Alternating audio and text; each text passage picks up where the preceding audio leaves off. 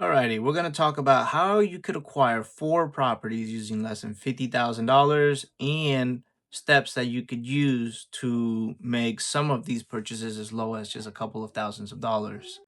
So for property one, I have put a duplex with the two doors right there. Disregard the squiggly lines, but however, we got your average duplex for around 320. DP stands for down payment, which will be about 29 here in the state of Florida. And then since it's a duplex, most banks are going to want you to have a little bit of reserves, and we're going to put 5,000 in reserves, which will be around 2 months of the mortgage payment.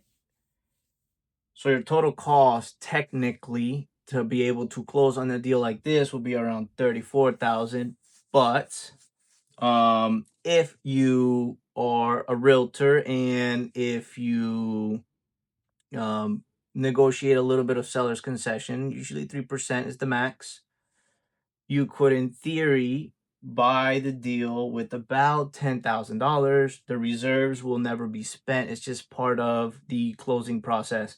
Now, the reason why you start with a duplex and not a single family home is going to be on this next step. All right, so for house number two, we got a little bit off to the corner because you bought it around, the block, and it's also a cheaper price because you bought a smaller home. Now, it's important that your first home has to be small, the duplex, usually one bedrooms or studio. If you do it this way, you could use your FHA twice, right? You go from a tiny little duplex to a tiny home, right? If you were to reverse the purchase, you do the home first and then the duplex second, you're actually, instead of paying 10,000 to get this one, you'll be paying more like 64,000, and that's a lot of money. Not everybody got that kind of bread. So we do it reverse, right? If you go from multifamily to single family, you could use your FHA twice, which will make it a lot cheaper. You just got to wait 12 months. Depending on the zone, you might even have to be able to, get your next one at 6 months. But that's the reason why you go from small duplex to a small single family. Now, you could do the same thing here. It's only $21,000 to buy a single family home if you don't get any credit or if you're not a realtor representing yourself, which could drop that payment down to like, I had to do some quick math. So it would drop this payment down to about $6,000, and that's a very cheap home to buy. And if it's like a 2 bedroom, you could rent one side out. If it's a 1 bedroom, I guess you could rent a couch out on Airbnb, but it's cheap, $6,000, and you're getting a single family home. All right, so for property number three, so you got the small little duplex, little studios or 1 bedrooms, hopefully, that way you could use the FHA to come over to the single family, and hopefully you buy the single family small enough that it cash flows too. Of course, every deal you buy has to cash flow. Cash flow is king.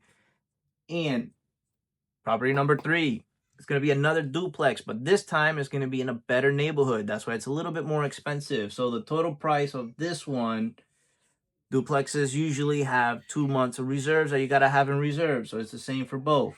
8,000 on this one, and it's going to be 41,500 to get it.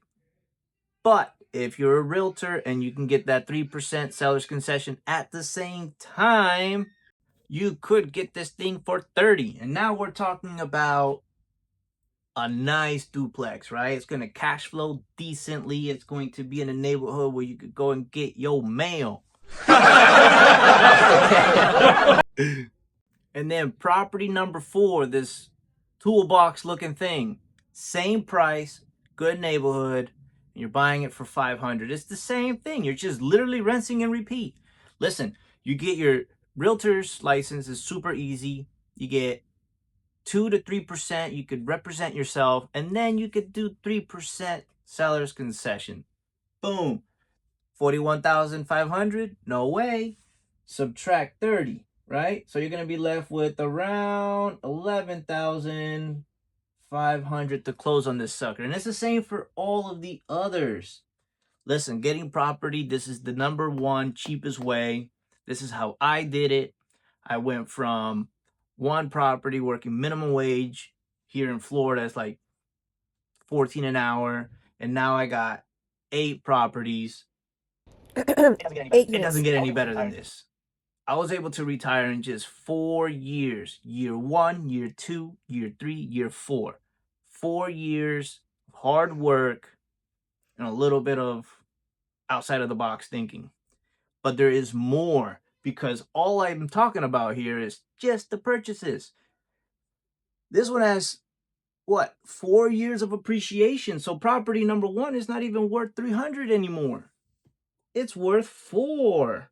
That's a weird 4, but you get it. It's worth 4. And this one's not worth 250, it's worth 3, right? So here, let me see if I can put a 3 right there. It's worth 3. Voila. Now it's worth 300, like Sparta. This is where the power comes in, because now you can refinance this sucker and you go from a 320 mortgage to a 400, right? You're going to be paying a little more, but now you're not living here. You're going to be renting both sides. The goal is not to cash out more than your cash flow. Cash flow is king. So you take out, around 60 G's here because you got some closing costs or whatever. Here you take out another 30 G's. So getting this property, it's a lot easier once you have this one.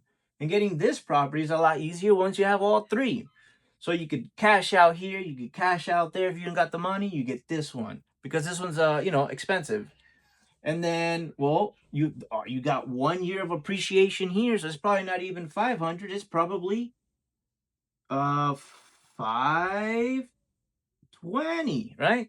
So like that's how it works. And then this one, Little Studios, on year 1 it was probably renting for like $900 per unit. Now it's renting for $1,200 per unit, right? So you get appreciation on your rent, you get appreciation on the property, and then you just multiply it.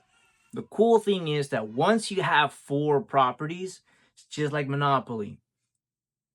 Was that 4 green houses, 1 red hotel? You cash flow on all of them. You could sell all of them. You could refinance all of them, cash out as much as you can, and then you get the big sucker, the 20 unit apartment building, the 30 unit apartment building, and that's when you really start to cash flow. Now, Montoya, how do you buy these properties? That's a lot of money still, even on this one.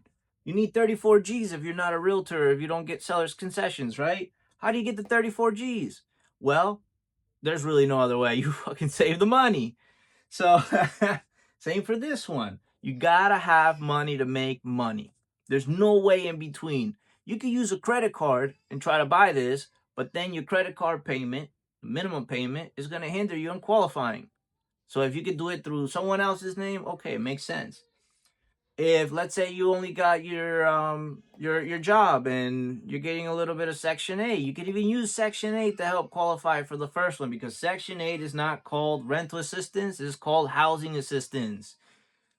You can use your alimony, you got child support, use that sucker. Whatever you do, get some family members, all unite.